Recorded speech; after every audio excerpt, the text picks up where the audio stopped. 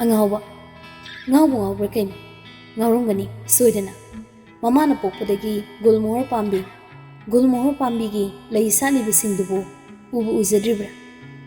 Uramoidrane, uramganina, sanga sunati, mini dana, nupase. Aduga gulmohor pambi bu anguba machu lay haizabasai. Sononi, kokchakni. Asigini, mabu angauba haini kaururiba. Lepa leite, ahumba leite, magi matau, hauziksu, mikupsidisuni. Thazone, Berchan man manangbo, lay, haizin manatini. Nok to nagatawsabasai. Anguba machuki gulmohor pambi laikeno. Nong upigene, soidana. Tagliba churumachay dumaga, nisa khaizaribani khandana, wangang liba magi maruptunasu, ahen nisa ama khaizilay. Layo, nangi hatari, nang naloy silo, nang di anguba gulmohor danatin, lahel, semjulo, machu. Yellow, orange, amuba, asangba, igok, lahi machu, kari watli bagi. Nokle, anubu churup machay mamok chamkatki. Nong utbigen, ngaktaw ni nang thema. Wa makha taramdaba makai churupto machimbanda thammaga thaki. Ningthem noklambado chaplebi. Nongmada kyam di thakpa, ha? Churup sibura. Mani ni. Khangdeda, masing buthirudi. Thiu haibro. Jawab pa mahayu haiwani ne. Sigum upuse. Ahumari. Makuna pariba marble packet to utsilai. Ningthem sounding kramale. Sak machadan, warakungam deba. Mina sound harakliba, checklibato, manadi, ahoinadum, lagnaribani kandokre. Pari, penjanatum loki. Hayu haibadain. Adugana thulate karigi muk thousand biribanuni. Henmalay, Paginatini, Henmaleva, Nanka, my Henmalaban. Yamandravanira, Henmandina Namba, Timba. I give from the day Henman by Wahiduki, Mamma Lakidri. Quirada, Henman Bama Hibudo, and when the later Bagumbani. Pari Tahini Henmal, Nang Henman Creek. Pari Kumlakti, Makut Oigi, Kuriai, Kuning Tauki, Kutsa, Matol Waiduna Chapsin, Komli Pairiba, Mekuwa Kariba, Mairi Ingang Silaba, Magi Churup Mache Duda, Midanga Tamli, Midfam Honki, Matauduna de Taklamni, Magi Marub, Ningtim Giwado, Mayanini, Henman Cray, Magi Matausi, Matumda the Kangjing, Sembuk Mindi, Hanagi Mado, Winning Ludi, Machindana, Nachung the Hiduri, Magi Hungnabi. Pari, bring Matamuri, Jesse. Fugawatki, Lusilakadoraba, Churumachaido, Sang Lamutang, Puning Laitana, Kuidana Chinki, Aduga Machaido, Nakal Dalang to Tanam, Ningtim Dana Yinglamdana, Ma, Gum Chetki. Ningtim, no Krim Naduna, Yuang Mankai, Karisuna Chung the Chakriba, Magi Marupu Yinja. Taurisiuni, Panafaramamini, Uziki Pumang Mangliba. Mahagi, Lupida, Matingarudan, Asum Torum Dominico, Parinango.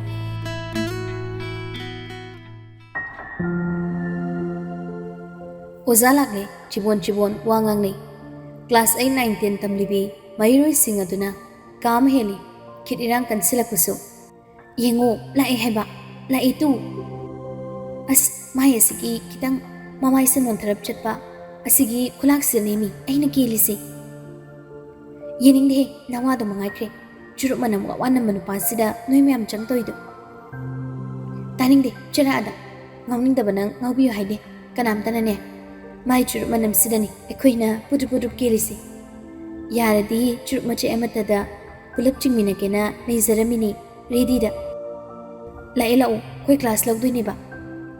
Hey, Sigi Samse, Posta Bringo, Ian Wahabinimi. Hazare, Kaino Kangde. Me Mahasingdo, Amana Haibawa, Amana Tanade. Mana Topa, Haining Bahaina Duna. Masasingdo irang lang na tunalini.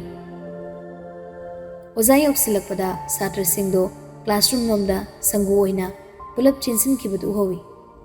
Paris sa Pumhongda, Gamgang Laktuna, classroom da Changi. Satra mayam hogotuna wispi. Parina uigi makutto hairaf thangat yare hamu haigum. Mangak nomduna ingit pirako mataudo nungtigi ui. Nungtigi urabasu ngausilibani. Satri singdo kiki noktuna phamthai. Pari mana pairakpa notepad machado whiteboard mamangda thariba table machado ki mathakta thamkhri. Khonjal horabna mayam tanaba mongda hai. Unit 3 Light Reflection and Refraction Application of concave and convex mirrors. Masi hausi 45 minutes ki class ni. First 25 minutes larik taki. Next 15 minutes na discussion tausi. Khangdaba gyantadaba question pumba hangu. Arimba 5 minutes na pothasi. Fantam uhendawni. Yaiko Mamai leishilakuna yaiko hairakpani. Mayam mangak nomi. Yai haina kumbasu yawi. Momo noksilakpasu yawi. Light. Simply, it is a source of illumination, whether a natural one like the sun or an artificial one like your lamp. Light habadi mangal, amamba. Minna uba ngamdaba, layrama posak amabu ngalhanba. Minna uba phanganba. Khudam moina atiyagi numit ase. Natraga khusimgi posak oribasu yai. Nangi lairik pabada sisinariba lemdagi pithorako mangalado light ni. Lairik takpa hawi, tapna sunate, thuna sunate. Mataududa oigani, kanaso mideng chwethoknaba ngamnade. Mana takpa lairik to khara tawarasu satragi kuk manungda changanba ngamba ozani. Marak marakta pukning changdaba manba satra satri sing adu mamina muna yengsilakani. Matauduna midyengdo michana rubada mayam mamay ngangsini. Wari sanaramba lepi. Lairik ta pukning changkibana hanbani.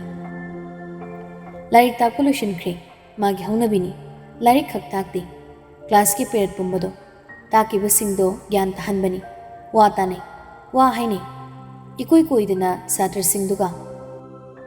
Satra singdo oza pakhang aduda wa hangadabagi hanbi tane, makuto sasat hangatne, khangdaba chabun chabun maril tingduna puthoknare. Manaktaga ozaduga wari saba phangba, wa hainaba phangba atuk penjai. Satra nupa sing aduna nupi macha sing atuki mataudo khangduna sauningna yingni. Masa singdo paribu ining nupi mayamgi attention pulap haisin pisalibu ozado oininge do. Mathung chadabi pari ngawbada leader oiribi lariksu paba khaba haijabi class 10 section A ki lanthoina marak thatna magi wahangdo Aki tuzung khangda angkiban hali. Sir, sise kari kaubage amta habiyo. Lambida tarambadagi khulakpani aina ngasai sir. Khoi biology ki chapter da yawbani. Ado sir na khara takpiramu. Pari suglab yengdi. Irang pubi soinaw nupi macha lanthoina makuna kari kumba posakama thangatuna ulai. Masak khangli. Pari munna mamit kupta yenglami. Nokfe tawki kari minokno tongali. Whiteboard mayada leptuna satra singhi pakum pirambani. Lanthoina phamlibado third bench ni. Adu tana lai. Bench mayada lepi. Ulakliba laiduda mangak non tharap muna yengki. Mayam maya kana nan khe manadaba matawduda muna yengni. Sibo gulmohor pamida sapalaini. Khangdabrane hana noi kanamta. Lanthoi ikataw pakum pipom khangdi mitfam hongnadi ojaduso leiduda sangtriki wahai padi lepti koina gulmor haina sum khangi pambisu leisu English name na Royal Poinciana scientific name na Dallonyx regia horokfo mapam na Madagascar kalintha huzikan matam sida leisatpani magi cultural importance so yamnali Christian singna Jesus Christ po pang tingduna hatkiba maphamdugi mayada sigi pambi se horakhi Jesus ki ikengna lei pambi dugi masada chongki aina thajani benamdana gulmor pambi gi masa teklaktuna satra satrikya asokapan nanganki satra musu sien ki aiduna sigi gulmor pambi se yanthat piki hawan ki de haina so haini Satra hatki haibagi mabu pupils flower hainus kauni. Scientifically, laisida anti-diabetes, antidiarrheal, antibacterial, anti-inflammatory properties lay haini. Sinamagi medicinal values ni. Yarabra. Haigada wadi loikre. Ana khangluba layoibana mana khangoma khaidu taklubani.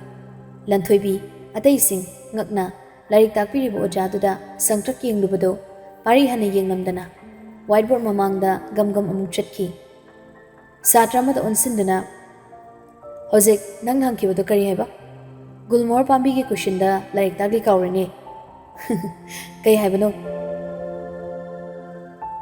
sir ngasai sir na haibada yaukiba light ki properties ki matangido aduda dispersion ga polarization gi matangda confuse ka chal amutang haibi Saturday ki wahangduna magi wakhal gi lambi thatkre magi wakhal ki mahu sinba ngamankre mikup khradi adum class to loram laga pari nangore mata kumna classroom adudagi thokre Makharomda ozagi kada kumlakti mathaklomda direct kakre Teresa kana suleramdi yamna fare khali Nangore mata kumna adumak mana chapa mafam khuding loina dana leiraba magi churuk upudagi thuna machai ema sat laiterna mairi chamkhan churuk tu thakli amuk anirak hathu atu ching ani suba puff tudi gyantana sangna ching mamit anima kushinduna maikhuda wawa kamthui sorma mamuk sangna hundoi adum machilingda malaiki malang mana hunlai churuk ki maikhu lagda taru amuksu magi khunjel do magi satri lanthoibi gi wahang du ki marali karigumba gulmohor lai du gi maramda mana wahang hanglui thamoi laiman ohen biraba pari gi punsini amuk na honana kai hubiri hanjin hanjin mabu lakna biri ngabu ngawra kainoni Tamujaw, ho maju angang ko salak to ni, pambi sige lady. Kadong dagino, ha, ang wala isat pagul more pambi bu lay na brawa. Lay bra haywani. Pari, mamit pang tok to na, churup majaydo, amuk ching sinki. Mamit na malang da kupni kaw na yeng niba.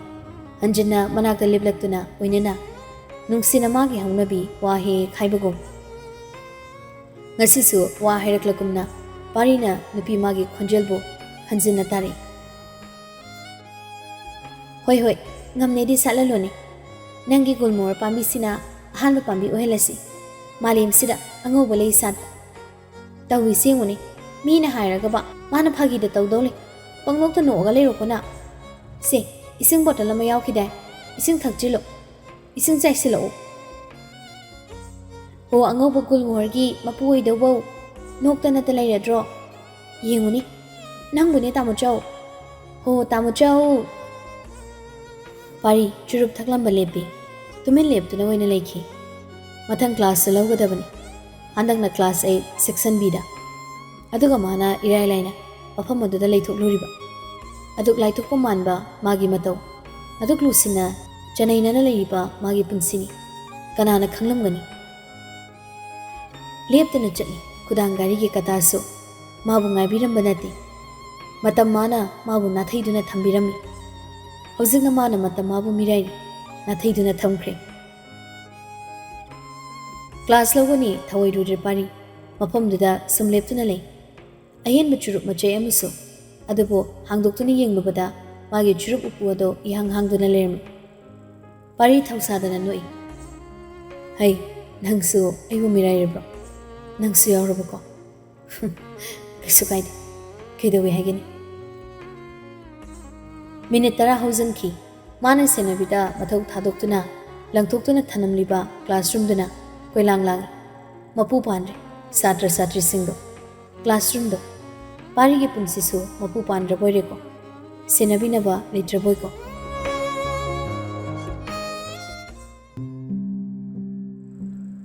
konthong mayagi dukan achawbodu romda changlubani mamogi achapo lebirubani dukan phambi manauduna lakna jari indol banuwa nayumda nasu mari manga leibadu mangai khrene nate nongmada kaya lati asapo leiba lakribano haibanu mi yam nungsi jakhra male dana ꯅꯃꯧꯗꯣ ꯚꯥꯅꯨ ꯅꯣꯛꯇꯨꯅ ꯈꯨꯝꯂꯝꯕꯅꯤ ꯏꯃꯧꯒ ꯅꯠꯇꯦ ꯏꯆꯥꯅꯤ ꯏꯆꯥ ꯅꯤꯡꯉꯣꯜꯅꯤ ꯅꯨꯡꯉꯥꯏꯔꯦ ꯍꯥꯏꯕꯗꯤ ꯐꯠꯇꯦ ꯍꯥꯏꯀꯣ ꯁꯈꯤ ꯑꯗꯨꯕꯨ ꯍꯥꯏꯔꯦ ꯅꯨꯡꯉꯥꯏꯔꯦ ꯏꯟꯗꯣꯜꯁꯦ ꯍꯪ ꯃꯌꯨꯝꯗ ꯆꯪꯂꯛꯄꯗ ꯄꯨꯔꯛꯂꯤꯕ ꯑꯆꯥꯄꯣꯠ ꯃꯌꯨꯝꯁꯤꯡ ꯑꯗꯣ ꯃꯃꯧꯗ ꯄꯤꯖꯔꯨꯏ ꯅꯧꯔꯤꯕꯒꯤꯔ ꯀꯔꯤꯅꯣ ꯈꯪꯗꯦ ꯃꯃꯧꯒꯤ ꯃꯥꯏꯊꯣꯡꯗꯣ ꯃꯈꯥ ꯂꯥꯝꯅ ꯎꯗꯦ ꯃꯅꯦꯝꯃꯣꯏꯕꯤ ꯃꯥꯅ ꯑꯌꯥꯝꯕ ꯃꯇꯝꯗ ꯃꯊ꯭ꯋꯥꯏ ꯏꯅꯨꯡ ꯅꯨꯡꯉꯥꯏꯇꯅ ꯂꯩꯔꯕꯣꯏꯗ ꯅꯤꯡꯏ ꯃꯥꯅ ꯍꯦꯟꯅ ꯅꯨꯡꯉꯥꯏꯈꯤꯗꯦ ꯃꯆꯥꯅ ꯈꯣꯏꯗꯥꯖꯕꯤ ꯃꯃꯧꯅꯤ ꯃꯆꯥ ꯅꯤꯡꯉꯣꯜ ꯌꯥꯎꯖꯔꯕꯤ ꯃꯥꯒꯤꯗꯤ ꯃꯆꯥꯅꯨꯄꯤꯃꯛꯅꯤ ꯈꯟꯖꯔꯤꯕꯅꯤ ꯃꯆꯥꯅꯨꯄꯥꯅꯒ ꯃꯉꯥꯎ ꯊꯤꯕꯅꯤ ꯀꯔꯤ ꯍꯥꯏꯕꯤꯔꯝꯒꯗꯒꯦ ꯈꯪꯖꯗꯦ ꯚꯥꯅꯨ ꯃꯃꯧꯗꯨ ꯂꯨꯍꯣꯡꯂꯛꯄ ꯀꯨꯏꯗ꯭ꯔꯤꯕꯒꯤ ꯃꯌꯨꯝ ꯅꯤꯡꯁꯤꯡꯖꯔꯤꯕꯅꯤ ꯈꯟꯖꯗꯨꯅ ꯑꯗꯨ ꯋꯥꯈꯜ ꯆꯝꯅ ꯃꯔꯣꯜ ꯈꯟꯖꯕꯅꯤ ꯌꯦꯡꯉꯣꯏ ꯏꯃꯥꯒꯅꯦ ꯍꯌꯦꯡꯗꯤ ꯀꯩꯊꯦꯜ ꯀꯥꯔꯨꯁꯤ ꯏꯃꯧꯒꯤꯅꯦ ꯑꯄꯥꯝꯕꯗ ꯅꯈꯨꯠ ꯊꯤꯜꯂꯨ ꯀꯣꯛꯊꯣꯡ ꯑꯃ ꯂꯩꯊꯔꯨꯔꯒ ꯂꯣꯏꯔꯦꯗꯅ ꯀꯩꯗꯧꯔꯒꯦ ꯅꯪꯕꯨ ꯁꯨꯝ ꯎꯪꯗꯅ ꯂꯩꯕꯁꯤꯕꯨ ꯏꯃꯥꯕꯨꯅꯦ ꯅꯇꯧꯁꯦ ꯌꯦꯡꯕ ꯅꯨꯡꯉꯥꯏꯇꯦꯅꯦ ꯃꯃꯧꯗꯣ ꯃꯕꯨꯛꯇꯤ ꯈꯔ ꯂꯨꯕꯤꯅꯤ ꯐꯠꯇꯦ ꯍꯥꯏꯕꯗꯤ ꯅꯠꯇꯦ ꯃꯄꯥꯝꯔꯣꯝ ꯃꯥꯏꯀꯩꯗ ꯒ꯭ꯌꯥꯟ ꯇꯥꯕꯗ ꯃꯔꯝ ꯃꯣꯛꯄꯗ ꯃꯃꯤꯡ ꯆꯠꯂꯤꯕꯤ ꯃꯥꯒꯤ ꯃꯃꯧꯅꯤ ꯚꯥꯅꯨ ꯃꯌꯦꯛ ꯁꯦꯡꯅ ꯈꯪꯏ ꯑꯁꯨꯝꯅꯇ ꯈꯨꯝꯗꯣꯔꯛꯀꯅꯤ ꯏꯃꯥ ꯀꯩꯁꯨ ꯇꯧꯗꯦ ꯏꯃꯥ ꯆꯥ ꯊꯛꯁꯤꯔꯥ ꯍꯥꯎꯅ ꯂꯣꯜꯂꯨꯒꯦ ꯍꯣ ꯑꯗꯨꯝꯅꯅꯦ ꯍꯔꯥꯎ ꯂꯩꯌꯨꯗꯅ ꯀꯗꯥꯏꯗꯒꯤ ꯅꯪꯅ ꯑꯗꯨꯝ ꯇꯨꯃꯤꯟ ꯎꯪꯗ ꯂꯩꯕꯗꯣ ꯏꯃꯥꯅ ꯌꯦꯡꯅꯤꯡꯗꯦ ꯅꯪꯗ ꯑꯆꯧꯅ ꯀꯣꯜ ꯇꯧꯔꯛꯑꯝꯃꯕꯅꯤ ꯅꯪ ꯐꯣꯟ ꯇꯧꯕꯗ ꯆꯠꯄꯗꯤ ꯆꯠꯂꯤ ꯑꯗꯣ ꯁꯨꯛꯄꯥꯏ ꯄꯥꯏꯔꯛꯇꯦ ꯍꯥꯏꯅꯦ ꯃꯥꯗꯤ ꯄꯥꯈꯠꯂꯕ ꯖꯥꯠꯅꯤꯗꯅ ꯅꯪ ꯀꯩꯗꯧꯔꯤ ꯌꯦꯡꯉꯣ ꯍꯥꯏꯔꯛꯂꯤꯕꯅꯤ ꯑꯩꯉꯣꯟꯗ ꯍꯧꯖꯤꯛ ꯋꯥꯏꯗꯅꯤ ꯀꯨꯏꯗ꯭ꯔꯤꯅꯦ ꯐꯤ ꯃꯊꯛꯇ ꯐꯧꯗꯣꯛꯂꯨꯕꯅꯤ ꯐꯣꯟ ꯌꯦꯡꯂꯨꯗ꯭ꯔꯦ ꯑꯩꯗꯤ ꯏꯃꯥ ꯍꯣ ꯑꯩꯅ ꯍꯥꯏꯈ꯭ꯔꯕꯅꯤ ꯀꯩꯁꯨ ꯇꯧꯗꯦꯅ ꯃꯤꯀꯨꯞ ꯈꯨꯗꯤꯡ ꯃꯁꯤ ꯑꯉꯥꯎꯕꯁꯤꯅꯅꯦ ꯑꯩꯉꯣꯟꯗ ꯇꯧꯔꯛꯑꯝꯗꯧꯁꯤ ꯅꯃꯧꯗꯣ ꯀꯩꯗꯧꯈ꯭ꯔꯦꯅ ꯍꯪꯖꯔꯛꯂꯤꯕ ꯌꯦꯡꯉꯣꯏ ꯅꯨꯄꯥ ꯐꯍꯟꯒꯦ ꯉꯥꯎꯁꯤꯟꯅꯍꯜꯂꯣꯏ ꯍꯥꯏꯕꯗꯤ ꯅꯨꯄꯤ ꯑꯩꯈꯣꯏꯒꯤ ꯈꯨꯠꯇ ꯂꯩꯕꯅꯤꯀꯣ ꯁꯤꯈꯛ ꯀꯥꯎꯊꯣꯛꯄ ꯌꯥꯗꯦꯀꯣ ꯕꯦꯝꯃ ꯃꯃꯧꯗꯣ ꯃꯀꯣꯛꯇꯃꯛ ꯅꯣꯝꯃꯤ ꯚꯥꯅꯨ ꯃꯃꯧꯅ ꯆꯥ ꯂꯣꯜꯍꯧꯕꯗꯣ ꯐꯂꯞ ꯌꯦꯡꯂꯝ ꯌꯨꯝꯊꯪꯅꯕ ꯔꯣꯝꯗ ꯆꯪꯈꯤ ꯋꯥ ꯑꯃ ꯍꯥꯏꯔꯝꯒꯦ ꯊꯨꯅ ꯍꯜꯂꯛꯀꯦ ꯈꯟꯗꯨꯅ ꯏꯁꯤꯡ ꯁꯧꯍꯜꯂꯤ ꯍꯥꯟꯅ ꯑꯗꯨꯒ ꯎꯔꯦꯡ ꯃꯆꯨꯒꯤ ꯐꯤ ꯐꯅꯦꯛ ꯁꯨꯠ ꯑꯃ ꯁꯦꯠꯇꯨꯅ ꯃꯥꯂꯪꯅ ꯃꯃꯤꯠ ꯑꯅꯤ ꯌꯦꯡꯗꯨꯅ ꯎꯪꯗꯨꯅ ꯂꯦꯞꯄꯤ ꯍꯦꯃꯥꯗꯣ ꯒ꯭ꯌꯥꯁ ꯁ꯭ꯇꯣꯞ ꯃꯊꯛꯀꯤ ꯊꯥꯡꯒꯠꯂꯤꯕ ꯏꯁꯤꯡꯗꯣ ꯄ꯭ꯔꯣꯛ ꯁꯧꯔꯤ ꯀꯥꯎꯊꯣꯛꯂꯦ ꯍꯥꯟꯅꯒꯨꯝ ꯌꯦꯡꯉꯨꯅꯦ ꯑꯁꯨꯃꯥꯏꯅ ꯂꯩꯔꯝꯂꯅꯤ ꯈꯪꯂꯕꯅꯤ ꯍꯦꯃꯥ ꯐꯠ ꯌꯦꯡꯊꯣꯔꯛꯏ ꯒ꯭ꯌꯥꯟ ꯇꯥꯔꯛꯏ ꯃꯤꯠꯌꯦꯡ ꯈꯣꯡꯈꯤ ꯒ꯭ꯌꯥꯁ ꯁ꯭ꯇꯣꯞꯀꯤ ꯃꯩꯔꯤꯗꯣ ꯂꯩꯊꯩ ꯍꯥꯊꯨꯅ ꯆꯥ ꯆꯤꯅꯤ ꯍꯥꯞꯆꯤꯟꯈꯤ ꯃꯄꯨꯔꯣꯏꯕꯗꯣ ꯆꯪꯁꯤꯜꯂꯛꯇꯨꯅ ꯃꯅꯥꯛꯇ ꯂꯦꯞꯁꯤꯜꯂꯛꯏ ꯍꯦꯃꯥ ꯍꯩꯅꯗꯦ ꯈꯔ ꯆꯠꯊꯣꯛꯇꯨꯅ ꯂꯦꯞꯈꯤ ꯅꯨꯄꯥꯗꯨꯁꯨ ꯁꯥꯊꯤꯕꯅꯤ ꯃꯇꯧꯗꯣ ꯈꯪꯏ ꯑꯗꯨꯕꯨ ꯑꯅꯝ ꯇꯥꯜꯂꯤ ꯍꯦꯟꯅ ꯅꯛꯁꯤꯜꯂꯛꯈꯤ ꯍꯦꯃꯥꯕꯨ ꯅꯥꯀꯜꯗꯒꯤ ꯀꯣꯟꯁꯤꯟꯈꯤ ꯃꯈ꯭ꯋꯥꯡꯋꯥꯏꯗꯨꯗ ꯏꯃꯥꯗꯤ ꯂꯩꯈꯤꯕꯅꯤ ꯆꯥ ꯂꯣꯜꯂꯤꯁꯦ ꯑꯩꯒꯤ ꯁꯔꯨꯛ ꯌꯥꯎꯗ꯭ꯔꯕ ꯍꯥꯞꯀꯤ ꯉꯥꯏꯈꯣꯁꯦ ꯑꯗꯨꯝ ꯑꯩ ꯎꯔꯒ ꯍꯧꯖꯤꯛ ꯐꯥꯎꯕ ꯀꯣꯏꯆꯦꯟ ꯆꯦꯜꯂꯤꯁꯦ ꯍꯧꯖꯤꯛꯁꯨ ꯑꯩꯕꯨ ꯃꯤꯑꯣꯏꯅ ꯎꯕꯤꯗ꯭ꯔꯕꯣ ꯏꯃꯥ ꯂꯥꯛꯀꯅꯤ ꯂꯥꯎꯋꯦ ꯕꯥꯆꯧꯍꯣꯏꯗ ꯆꯪꯈꯤ ꯑꯩ ꯍꯧꯖꯤꯛꯇ ꯎꯔꯦ ꯑꯁ ꯀꯣꯜ ꯄꯥꯏꯗ꯭ꯔꯤ ꯀꯩꯒꯤꯅꯣ ꯐꯤ ꯁꯨꯔꯨꯔꯦ ꯀꯣꯜ ꯕꯦꯛꯁꯨ ꯇꯧꯔꯛꯇꯦ ꯐꯣꯟꯗꯣ ꯀꯥꯗ ꯊꯅꯝꯂꯦ ꯉꯁꯥꯏ ꯎꯪꯗꯨꯅ ꯂꯩꯔꯝꯂꯤꯕꯗꯨꯅ ꯀꯔꯤ ꯍꯥꯏꯔꯤꯕ ꯑꯗꯨꯃꯥꯏꯅꯇ ꯇꯣꯏꯅ ꯂꯩꯕ ꯎꯏ ꯀꯩꯁꯨ ꯇꯧꯗꯦ ꯁꯦ ꯏꯃꯥ ꯂꯥꯛꯂꯅꯤꯌꯦ ꯊꯣꯏ ꯆꯥꯒꯦ ꯁꯪꯒꯣꯝ ꯄꯥꯊꯔꯤ ꯇꯟꯖꯥ ꯆꯥꯅ ꯅꯤꯡꯊꯧꯒꯤ ꯃꯊꯥꯗꯒꯤ ꯍꯦꯃꯥ ꯅꯥꯟꯊꯣꯛꯈ꯭ꯔꯦ ꯅꯨꯄꯥꯗꯣ ꯂꯦꯞꯇꯨꯅ ꯃꯥꯒꯤ ꯅꯨꯄꯤꯕꯨ ꯌꯦꯡꯈꯤ ꯃꯥꯅꯗꯤ ꯑꯁꯨꯛ ꯈꯣꯏꯗꯥꯅ ꯄꯥꯝꯖꯅ ꯃꯤꯇꯥꯅ ꯅꯨꯡꯁꯤꯅ ꯃꯅꯥꯛꯇ ꯊꯝꯂꯤꯕꯤ ꯃꯃꯥꯒꯤ ꯃꯐꯝꯗ ꯁꯤꯟꯅꯈꯤꯕ ꯃꯥꯒꯤ ꯅꯨꯄꯤꯁꯤ ꯑꯣꯏꯔꯕꯤ ꯍꯦꯃꯥꯅꯤ ꯑꯗꯨꯅ ꯀꯔꯤꯒꯤ ꯃꯅꯥꯛꯇ ꯂꯩꯅ ꯍꯦꯃꯥꯁꯤ ꯃꯥꯒꯤ ꯅꯠꯇꯒꯨꯝ ꯃꯥꯒꯤ ꯑꯣꯏꯗꯒꯨꯝ ꯂꯩꯔꯤꯕ ꯍꯦꯃꯥꯒꯤꯅꯤ ꯍꯥꯏꯅ ꯄꯨꯝꯕ ꯃꯥꯒꯤꯗꯤ ꯑꯣꯏꯅꯤꯡꯉꯤ ꯑꯣꯏꯒꯦ ꯈꯟꯅ ꯂꯨꯍꯣꯡꯗꯨꯅ ꯂꯧꯈꯤꯕ ꯅꯨꯄꯤꯅꯤ ꯑꯗꯨꯒ ꯂꯨꯍꯣꯡꯕ ꯊꯥ 3 ꯍꯦꯜꯂꯤ ꯑꯗꯨ ꯐꯥꯎꯕ ꯍꯦꯃꯥꯅ ꯃꯥꯕꯨ ꯅꯥꯊꯩꯗꯨꯅ ꯂꯩꯔꯤꯕ ꯃꯥꯕꯨ ꯑꯗꯨ ꯐꯠꯇ꯭ꯔꯕ꯭ꯔꯥ ꯀꯣꯜ ꯄꯥꯏꯔꯛꯇꯕꯗꯨꯗ ꯄꯥꯈꯠꯇꯨꯅ ꯑꯣꯐꯤꯁꯀꯤ ꯊꯕꯛ ꯂꯟꯊꯣꯛꯑꯝꯗꯨꯅ ꯆꯦꯜꯂꯛꯏꯕꯅꯤ ꯑꯩꯁꯦ ꯃꯤꯗꯤ ꯂꯨꯍꯣꯡꯂꯒ ꯅꯤꯡꯁꯤꯡꯕꯁꯦ ꯍꯟꯊꯅꯩ ꯍꯥꯏ ꯑꯩꯗꯤ ꯑꯣꯟꯅ ꯇꯩꯅꯔꯦ ꯅꯪꯕꯨꯇꯅꯤ ꯑꯩꯅ ꯅꯤꯡꯁꯤꯡꯗꯨꯅ ꯂꯩꯔꯤꯕ ꯍꯦꯃꯥ ꯇꯥꯁꯤꯟꯅꯗꯦ ꯇꯥꯅꯤꯡꯗꯦ ꯑꯗꯨꯒꯨꯝꯕ ꯋꯥ ꯅꯤꯡꯊꯧ ꯃꯇꯧꯗꯣ ꯈꯪꯉꯤ ꯑꯗꯨꯕꯨ ꯅꯣꯛꯐꯦꯠ ꯇꯧꯅ ꯍꯦꯃꯥꯕꯨ ꯑꯃꯨꯛ ꯀꯣꯟꯁꯤꯜꯂꯤ ꯆꯦꯅ ꯆꯠꯊꯣꯛꯀꯦꯗꯨꯅ ꯃꯤꯅ ꯍꯥꯏꯔꯤ ꯋꯥꯁꯦ ꯇꯥꯁꯤꯟꯅꯗꯦ ꯂꯝꯍꯦꯟꯈꯤꯗ꯭ꯔꯥ ꯆꯠꯊꯣꯛꯀꯦꯗꯣ ꯍꯦꯃꯥ ꯇꯨꯃꯤꯟ ꯂꯩꯈꯤ ꯎꯄꯥꯏ ꯂꯩꯇ ꯍꯥꯟꯅꯒꯨꯝ ꯃꯐꯝ ꯑꯗꯨꯗ ꯃꯥ ꯂꯩꯅꯤꯡꯗꯦ ꯃꯃꯥ ꯃꯄꯥꯅꯗꯤ ꯃꯤꯅ ꯎꯕ ꯏꯁꯣꯔꯃꯛꯅꯤ ꯍꯥꯏ ꯂꯨꯍꯣꯡꯕ ꯐꯥꯎ ꯃꯁꯥꯅ ꯌꯥꯅ ꯂꯥꯛꯈꯤꯕ ꯃꯥꯒꯤ ꯃꯄꯨꯔꯣꯏꯕꯒꯤ ꯈꯣꯟꯖꯦꯜꯁꯦ ꯃꯥ ꯇꯥꯅꯤꯡꯗꯦ ꯅꯤꯡꯊꯧꯒꯤ ꯃꯊꯥꯗ ꯂꯩꯅꯤꯡꯗꯦ ꯑꯗꯨꯕꯨ ꯃꯥ ꯂꯩꯇꯦ ꯑꯗꯨꯕꯨ ꯃꯥ ꯎꯄꯥꯏ ꯂꯩꯇꯦ ꯍꯥꯟꯅꯒꯨꯝ ꯃꯄꯨꯔꯣꯏꯕꯒꯤ ꯃꯀꯥꯗ ꯂꯩꯅ ꯂꯩꯅ ꯍꯥꯟꯅꯒꯨꯝ ꯇꯥꯅꯤꯡꯂꯨꯏ ꯂꯝꯂꯥꯟꯕ ꯑꯣꯏꯈ꯭ꯔꯤ ꯄꯨꯝꯅꯃꯛꯅ ꯍꯥꯏꯕꯤꯔꯤꯕ ꯃꯥꯒꯤ ꯈꯣꯟꯖꯦꯜꯗꯨꯗꯤ ꯎꯅꯤꯡꯂꯨꯏ ꯃꯥꯒꯤ ꯅꯣꯛꯃꯤꯕ ꯁꯛꯇꯝꯗꯣ ꯃꯃꯤ ꯁꯥꯝꯈ꯭ꯔꯦꯗꯣ ꯃꯥꯕꯨ ꯂꯛꯅꯅꯤꯡꯂꯨꯏ ꯍꯥꯟꯅꯒꯨꯝ ꯐꯪꯂꯔꯣꯏꯀꯣ ꯄꯨꯟꯁꯤ ꯆꯨꯞꯄ ꯅꯠꯇ꯭ꯔꯕꯁꯨ ꯃꯥꯒꯤ ꯃꯀꯥꯗ ꯃꯤꯀꯨꯞ ꯈꯔꯗꯤ ꯂꯩꯅꯤꯡꯂꯨꯏ ꯄꯥꯎꯗꯝꯅꯤꯡꯂꯨꯏ ꯍꯥꯏꯒꯦ ꯈꯟꯅ ꯏꯀꯥꯏ ꯅꯨꯡꯁꯤ ꯌꯥꯅꯅ ꯍꯥꯏꯗꯣꯛꯂꯨꯗ꯭ꯔꯕ ꯃꯥꯒꯤ ꯊꯃꯣꯏꯒꯤ ꯋꯥꯍꯩꯁꯤꯡ ꯍꯧꯖꯤꯛꯁꯨ ꯍꯥꯏꯗꯣꯛꯄ ꯉꯝꯗ ꯂꯩꯍꯧꯔꯤ ꯂꯝꯂꯥꯟꯕ ꯑꯣꯏꯈ꯭ꯔꯕ ꯃꯥꯗꯤ ꯀꯗꯥꯏ ꯍꯦꯃꯥ ꯃꯃꯤꯠ ꯑꯅꯤ ꯆꯦꯅ ꯎꯏꯁꯤꯟꯈꯤ ꯃꯄꯤꯔꯥ ꯆꯦꯜꯂꯛꯏꯕꯗꯨꯁꯨ ꯂꯥꯛꯁꯤꯜꯂꯤ ꯆꯠꯅꯕꯤꯅ ꯁꯃꯥꯖꯅ ꯃꯥꯒꯤ ꯃꯈꯣꯡ ꯃꯈꯨꯠ ꯑꯅꯤꯃꯛ ꯅꯥꯟꯊꯣꯛꯄ ꯉꯝꯗ꯭ꯔꯕ ꯊꯧꯔꯤꯅ ꯀꯤꯁꯤ ꯂꯤꯁꯤꯡ ꯀꯤꯁꯤꯟꯕꯤ ꯊꯧꯔꯤꯅ ꯀꯤꯁꯤ ꯂꯤꯁꯤꯡ ꯀꯤꯁꯟꯕꯤꯗꯨꯅ ꯊꯝꯕꯤꯈ꯭ꯔꯦ ꯃꯥꯒꯤ ꯊꯧꯅꯥꯗꯤ ꯀꯗꯥꯏ ꯑꯗꯨꯕꯨ ꯈꯣꯟꯖꯦꯜ ꯊꯣꯛꯅ ꯃꯥꯕꯨ ꯀꯧꯖꯔꯨꯕꯁꯨ ꯉꯝꯗ꯭ꯔꯁꯨ ꯍꯦꯃꯥꯅꯁꯨ ꯉꯁꯤꯁꯨ ꯍꯣꯜꯂꯤꯕ ꯁꯣꯔꯗꯨꯅ ꯀꯅꯥꯁꯨ ꯇꯥꯍꯟꯗ ꯀꯧꯖꯈꯤꯕꯅꯤꯀꯣ ꯇꯥꯃꯣꯆꯧ ꯅꯪꯕꯨ ꯎꯈꯤꯗꯕ ꯀꯨꯏꯔꯦꯗꯀꯣ ꯀꯔꯝ ꯂꯦꯜꯂꯤꯕꯒꯦ ꯅꯪꯕꯨ ꯀꯔꯝ ꯂꯦꯜꯂꯤꯕꯒꯦ ꯅꯤꯡꯊꯧ ꯊꯋꯥꯁꯥꯗ ꯃꯥꯒꯤ ꯊꯕꯥꯛꯋꯥꯏꯗ ꯂꯣꯠꯁꯤꯟ ꯂꯩꯈ꯭ꯔꯕ ꯍꯦꯃꯥꯒꯤ ꯃꯥꯏꯊꯣꯡꯗꯨ ꯌꯦꯡꯂꯨꯏ ꯎꯔꯦ ꯃꯥꯒꯤ ꯃꯇꯧ ꯈꯪꯉꯦ ꯅꯤꯡꯊꯧ ꯃꯥꯁꯨ ꯃꯌꯦꯛ ꯁꯦꯡꯅ ꯑꯋꯥꯕ ꯄꯨꯕ ꯁꯛꯇꯝꯅꯤ ꯍꯦꯃꯥꯒꯤ ꯑꯗꯨꯕꯨ ꯎꯁꯤꯟꯅꯔꯣꯏ ꯂꯦꯞꯄꯤ ꯈꯪꯁꯤꯟꯅꯔꯣꯏ ꯂꯦꯞꯄꯤ ꯍꯥꯟꯅꯒꯨꯝ ꯅꯥꯊꯩꯗꯨꯅ ꯍꯥꯏꯈꯤ ꯍꯦꯃꯥꯕꯨ ꯍꯦꯟꯅ ꯃꯊꯥꯗ ꯀꯣꯟꯁꯤꯟ ꯊꯣꯏ ꯀꯩꯗꯧꯔꯒꯦ ꯆꯣꯛꯊꯅꯨꯔꯦ ꯅꯨꯡꯊꯤꯜ ꯉꯥꯏꯍꯥꯛ ꯇꯨꯝꯊꯣꯛꯎ ꯌꯥꯗ꯭ꯔꯣ ꯉꯔꯥꯡ ꯑꯍꯤꯡꯁꯨ ꯑꯩꯅ ꯇꯨꯝꯍꯟꯕꯤꯗ꯭ꯔꯦꯗꯣ ꯀꯩꯗꯧꯔꯒꯦ ꯁꯤ ꯑꯩ ꯑꯣꯐꯤꯁ ꯂꯣꯝꯗ ꯊꯕꯛꯁꯨ ꯌꯥꯝꯅ ꯂꯩꯍꯧꯔꯤꯕ ꯁꯤ ꯉꯥꯏꯍꯥꯛ ꯄꯣꯊꯥꯔ ꯂꯥꯛꯑꯣ ꯋꯥꯔꯝꯂꯅꯤ ꯁꯤ ꯑꯩ ꯊꯨꯅ ꯍꯟꯈꯤꯗꯕ ꯌꯥꯔꯣꯏꯕ ꯀꯩꯗꯧꯔꯒꯦ ꯅꯪꯕꯣ ꯗꯥꯆꯧꯗ ꯌꯦꯡꯂꯛꯎꯁꯦ ꯅꯃꯥꯏꯗꯣ ꯁꯨꯝ ꯁꯨꯝ ꯂꯣꯠꯁꯤꯟꯈ꯭ꯔꯤꯗꯣ ꯀꯩꯗꯧꯔꯒꯦꯕꯁꯦ ꯊꯣꯏꯕꯤ ꯃꯥꯒꯤ ꯃꯔꯝꯒꯤ ꯑꯗꯨ ꯑꯣꯏꯍꯜꯂꯤꯕ ꯃꯇꯧꯅꯣ ꯅꯨꯄꯥ ꯑꯣꯏꯕ ꯃꯥꯒꯤ ꯍꯛꯆꯤꯟꯕ ꯃꯤꯅꯨꯡꯁꯤ ꯂꯩꯇ ꯃꯇꯧꯅ ꯍꯦꯃꯥꯅ ꯃꯤꯀꯨꯞꯇꯨꯗꯁꯨ ꯑꯗꯨꯛ ꯋꯥꯅ ꯂꯦꯜꯂꯤꯕꯅꯤ ꯃꯔꯝ ꯄꯨꯝꯕ ꯅꯤꯡꯊꯧꯅ ꯈꯪꯉꯤ ꯑꯗꯨꯕꯨ ꯃꯥꯒꯤ ꯃꯆꯠꯅ ꯄꯥꯎꯈꯨꯝ ꯈꯪꯂꯕ ꯃꯥꯒꯤ ꯋꯥꯍꯪ ꯅꯪꯕꯨ ꯀꯩꯗꯧꯔꯕꯒꯦ ꯍꯥꯏꯅ ꯍꯟꯖꯤꯟ ꯍꯟꯖꯤꯟ ꯍꯦꯃꯥꯗ ꯍꯪꯂꯤ ꯋꯥꯍꯪꯗꯨꯅ ꯍꯦꯃꯥꯕꯨ ꯑꯣꯠꯂꯤ ꯑꯗꯨꯛ ꯑꯣꯠꯂꯤ